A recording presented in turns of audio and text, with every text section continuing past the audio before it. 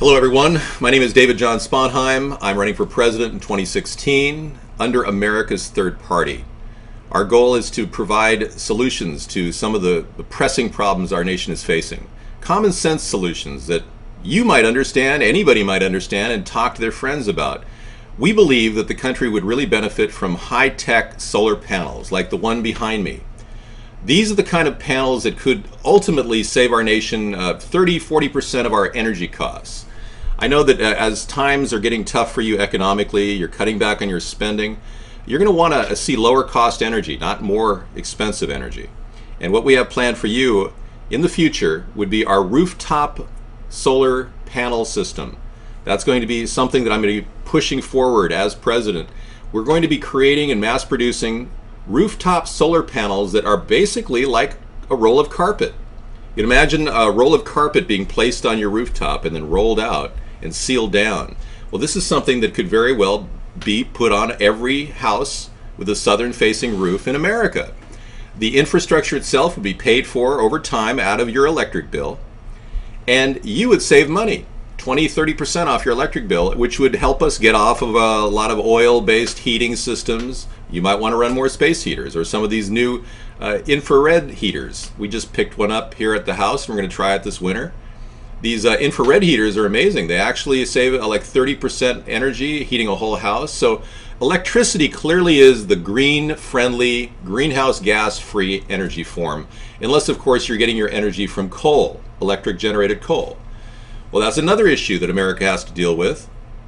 For the past 2 or 3 presidents, we've been paying for a project called FutureGen. And FutureGen has not actually paid for itself. It hasn't produced any real clean coal technology for industry to use. But I'm going to fast track that. And when I become president, we're going to make sure that the FutureGen project will produce clean coal technology so that our coal continues to be mined and will make for good clean electricity without producing a tremendous amount of pollution. Particulates that enter the atmosphere are clogging up our world. They're basically killing us. They're causing emphysema, lung disease, and we can do better. We can make it a much cleaner use of coal and oil burning technologies that create electricity. All right, that being said, those are pie in the sky ideas. Right now, the American people are unhappy with the recovery or the supposed recovery. They don't believe we're in a recovery, and we aren't in a recovery. The American people are right. The government has been lying to us. They've been padding the stock market with all kinds of Wall Street money. Companies are getting so much money from the Federal Reserve that they are using it to invest in the stock market, which makes everything seem great at the stock market, but it's not really great at home, is it? You're running out of money, or you're trying to pinch pennies in order to survive. And that's the reality. Our economy is not getting better. It's actually slipping deep into a chasm.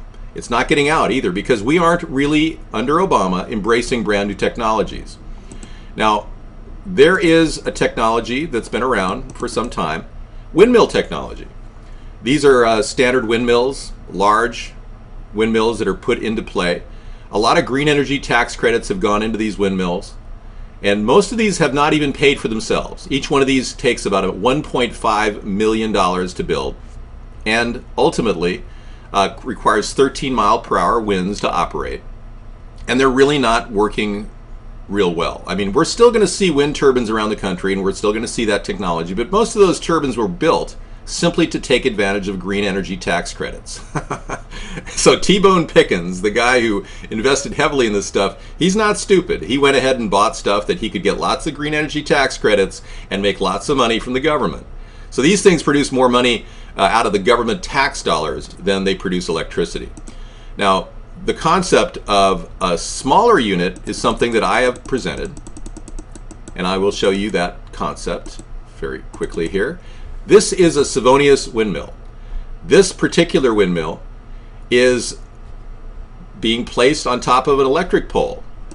That's something that I came up with. That concept is something that I came up with, and the possibility is enormous. We could actually see wind power generation that could rival any we've ever seen before simply by putting all kinds of vertical windmills on electric poles around the country. This will create jobs. This will create all kinds of super opportunities for small businesses, and it will essentially generate an amazing new revenue stream for our country. An example like this particular vertical windmill could be produced for about $1,000, and that's something that would really benefit a lot of people, because it's easier to get something built for $1,000 than $1.5 million. You see what I'm saying? So something small is better. Smaller is beautiful. There's a book, actually, Small is Beautiful, written by E.F. Schumacher. And he was an economist that realized that if we make things smaller and more portable, including economic growth, it'll be something that everyone will be able to do right in their own backyard. That's why at America's Third Party, we embrace a concept opposite to globalization, and that is regionalization, creating things regionally. Now, we've got a lot of opportunities to create some things here in America, but we have yet to see anything that's really amazing. And right now, there's a lot of talk of things being built that will be really amazing. There's talk of a maglev wind situation. Let me show you one technology that is hitting the ground running. This is a technology that that very well could create like a tube to travel across the country in. Someone recently said, and I believe it was the owner of Tesla Motors, said that he wants to create a thing called a hypercoil that will virtually put people in tubes and then have them fly through the air, essentially through a corridor, a vacuum, and get to their destination. He's saying that you could get from Los Angeles to San Francisco in 30 minutes. That's what he's professing. Well, this tube technology, or hypercoil technology as he calls it, is basically being designed as we speak. And these are the kind of new technologies that would really power up our nation, and we could export these technologies around the world. Will we see them in our lifetime? The question remains, will we ever get something like this built? Well, it's very doubtful unless the cost gets down. The cost of all these incredible adventures will be in the billions, $30–40 billion. Do we have enough infrastructure to support this? Will enough people travel through this? Will they be able to travel at high speeds? If you guys want to find out more about this, go to the website et3.com. et3.com is the location of this particular idea. So look into it. I'm going to give you guys a link to it right now over at BattleCam. And by the way, if you're encountering any kind of interruptions to the show, we have been attacked by various forces. Unbeknownst to us, they are stalkers who are using every means possible to shut us down. Now, one of the reasons why we continue to talk about new technologies is America's Third Party embraces renewable energy, green, clean technologies that will save us fossil fuel and produce tremendous results. I'm going to talk about another amazing technology. This is from a website which we just discovered last week. It's a guy local to us who produces hydrogen essentially from water generated electricity. He uses waves from the water and he creates hydrogen, liquid hydrogen. Let me explain how he does this. I have a little animation I'm going to show you. In fact, it's his SWA animation. Slow moving water, technology for a healthy planet. He's even got some sound effects. Let me bring those in. Okay, yes, there can. Can there be cheap, non-polluting energy for all of the world's energy needs? Technology for a healthy planet. Yes, we can. Let's see. Okay. He wants to create a location. Now this is a plan that's been in the works for about 4 years now. He wants to do a setup. He wants to create a 120-foot boat. Now check this out. 120 by 40-foot boat. He wants to put wave generators on the side. Isn't this cool? Stu Benedict is in. Hi, Stu. These wave generators, or point absorbers, or turntables as he calls them, are electric generators. They create a direct current, okay? Then he can use electrolysis on board this boat to generate and create oxygen and hydrogen and store them in separate reservoirs. Liquid hydrogen can be created. Now, what's really cool about this entire plan is this guy's actually doing it. He's already doing it at his house. He's generated enough hydrogen and he's converted an engine, a snowmobile engine, into an incredibly efficient vehicle that virtually doesn't create any greenhouse gases and runs off of liquid hydrogen that's been generated on a boat. Great idea, isn't it? So I'm going to give you guys all a link to that particular site, and this has not been developed. This is not yet fully developed, but this is a pretty cool concept, and this is what America is about, folks. Coming up with brand new ideas and generating buzz and then exporting ideas and getting the venture capital to turn this whole thing around. That's what we're talking about. Now, we have another new technology I want to show you tonight that's equally cool, all right? This is not about generating liquid hydrogen. This is about getting you a Wi-Fi connection anywhere in the world. And this is the Loon project. It's basically a balloon project that Google has put together. And if you want to find out about this new project, it's called google.com/loon. Kind of like the loon that lives in Maine, in the lakes of Maine. Well, Loon is a concept. They want to produce balloons that virtually go right up into the air and provide Wi-Fi signals to anybody who's looking. There we go. Okay, back up and running in a second. Hang on. Battle cam, guys. Sorry for the delay. We're back up and running. Okay, I'm going to play a little bit of the Loon video for all of you to see. Let's take a look.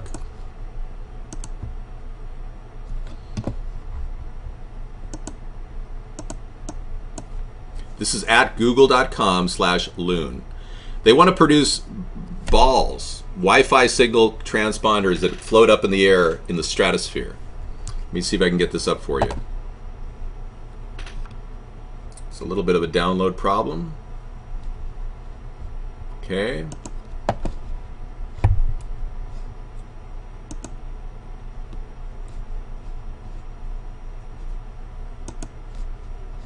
Okay, there we go.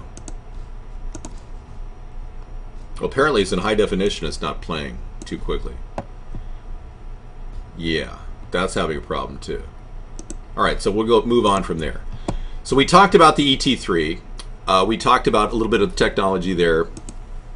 We talked about the Loon technology, but I couldn't give you an example of it yet because it's just not downloading.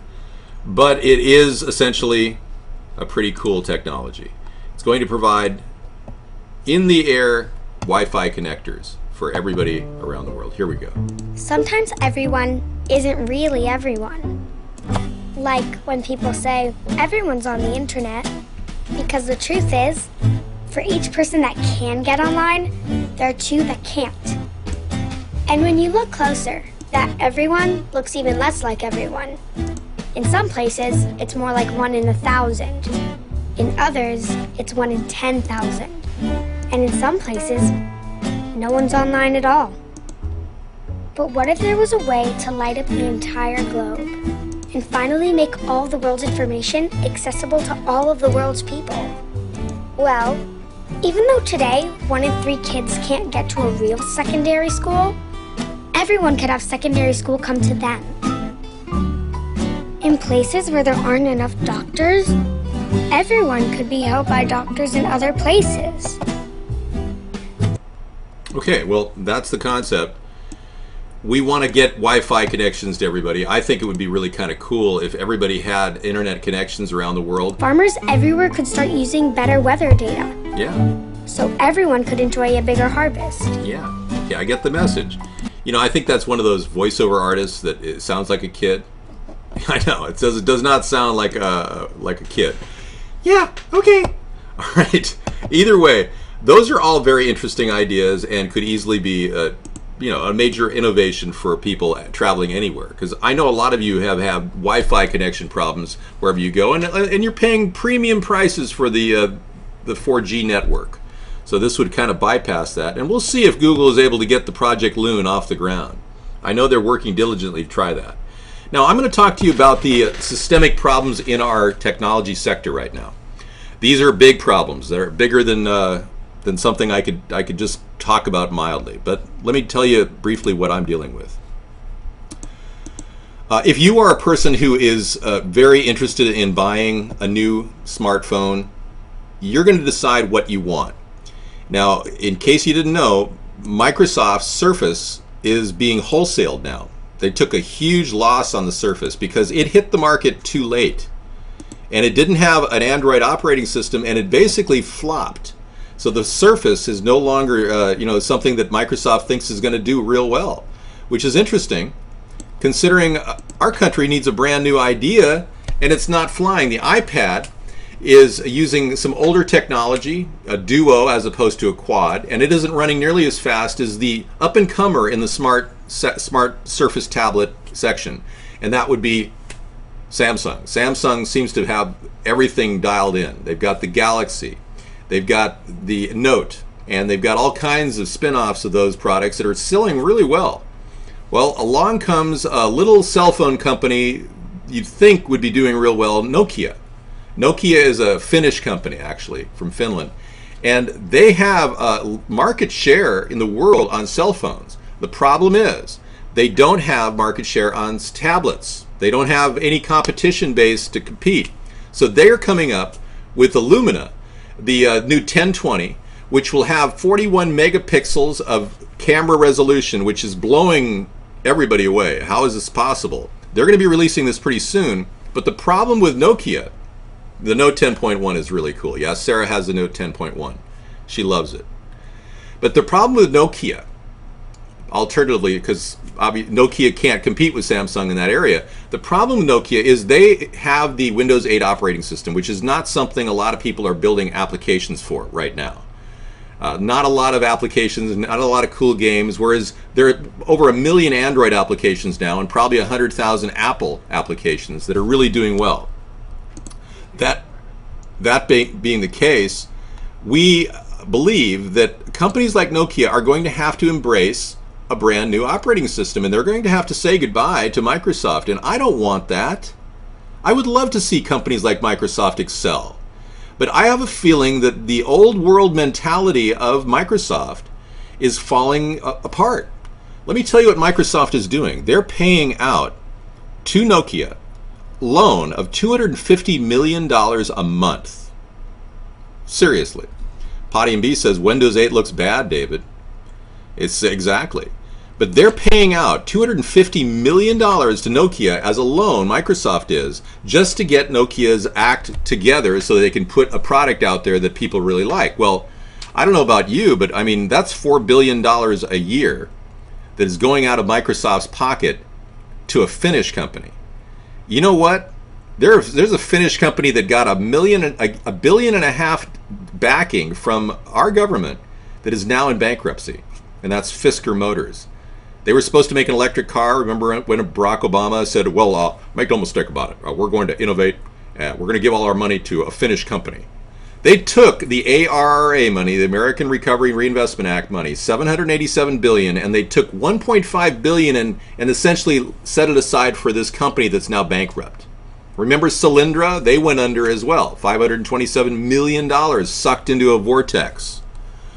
So we, as a nation, are blowing it left and right. And Microsoft, I think, needs to pull back on that loan to Nokia. I don't believe that they're going to get their money back. And similarly, Nokia made a deal with AT&T to sell these phones, right? AT&T only sold about 1 million phones of the 920 version. So the 920 sold about 1 million. They should have sold 10 million. The 1020 is coming out.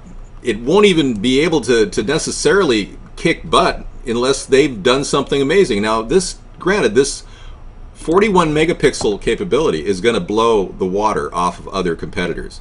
But that's another weird thing about Nokia. Some of their vendors, like Sony, they're pissed off because they make cameras and they're looking at this little phone that takes better pictures than their cameras. So a lot of people are reeling. We've got a very changeable technological growth curve going on in America, and we might be right now on the verge of another burst. Not a boom, but a burst. Kind of like bada boom, bada burst. Bada boom, bada bing. No, the fact is, the dot-com boom and burst essentially could be the precursor to another technology boom and burst. So don't be surprised if you see a lot of these middle management tech jobs riding on all this loan money from Microsoft all of a sudden going down real soon. Now, this guy I know who works for one of those companies, he's making $200,000 a year.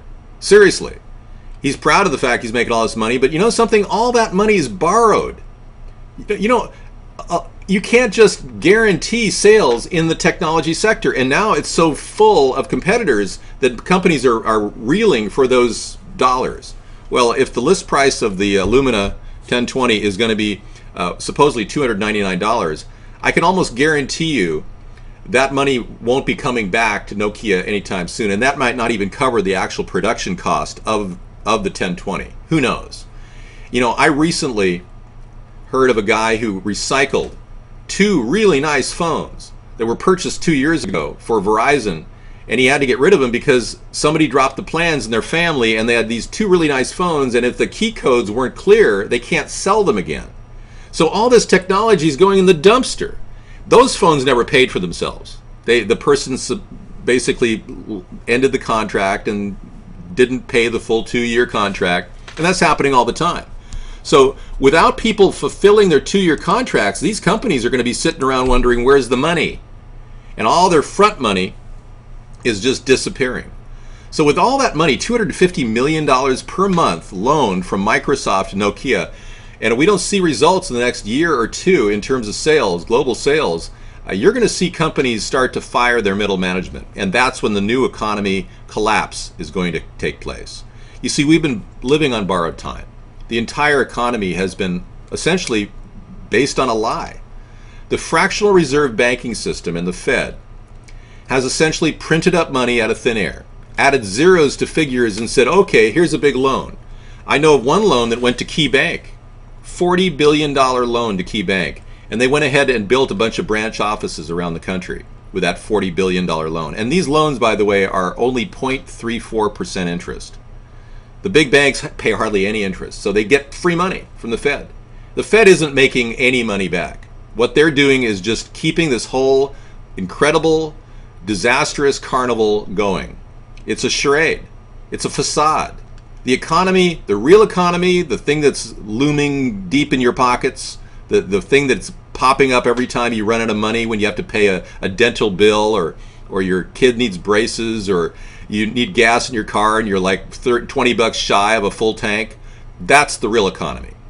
When you look around you and you see houses basically empty and no one's living in them, and the banks don't want to admit that they're even for sale, because the banks, they don't want anyone to know that they haven't secured the notes. A lot of the houses in America are completely empty. There's over 11 million foreclosed houses. There's 3.6 million homeless. The greed-mongering mortgage industry has essentially scraped every last dollar out of Obama's BS plan, the HAMP program, the Home Affordability Mortgage Program. That put out $55 billion, and guess where it got sucked into? The mortgage companies. Countrywide was purchased by Bank of America, and they got a lot of money from that, and they had a lot of cases of fraud sucking money out of that $50 billion allotment that Obama put out. So the mortgage companies are still profiting from all of this. Obama did nothing to correct that.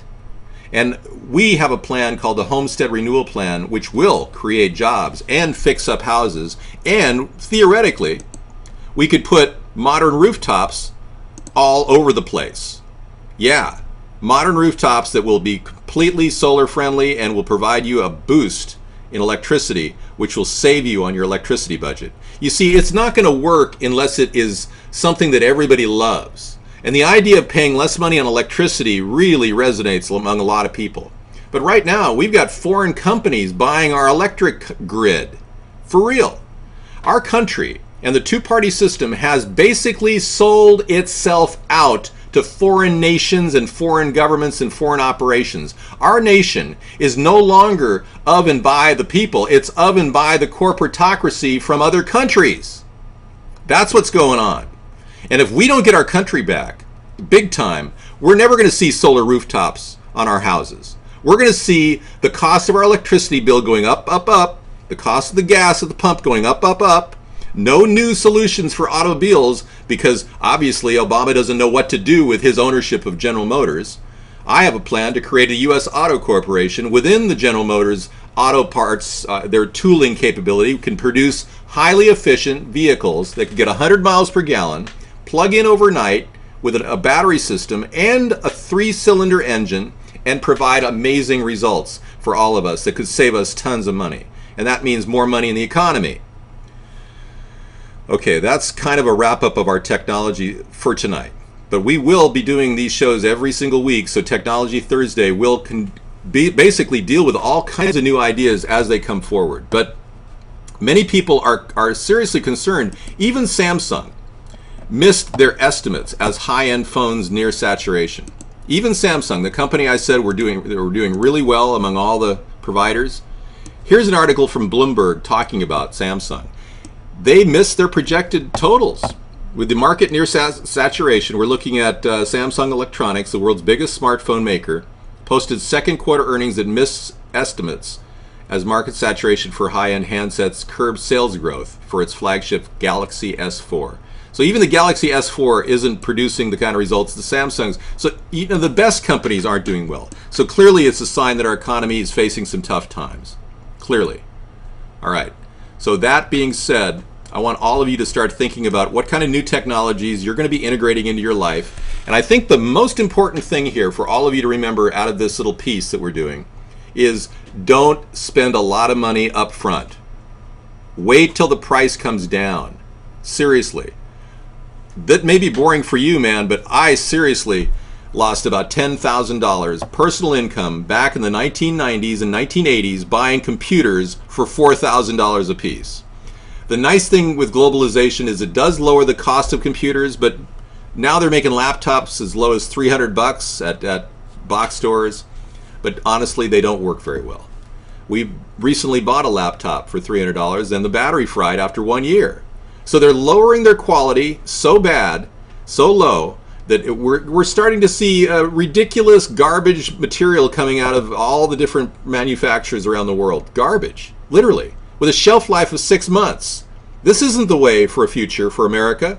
We need to build built-to-last products that will be used and reused for a long, long time to come. That's the future for technology. Thank you for listening.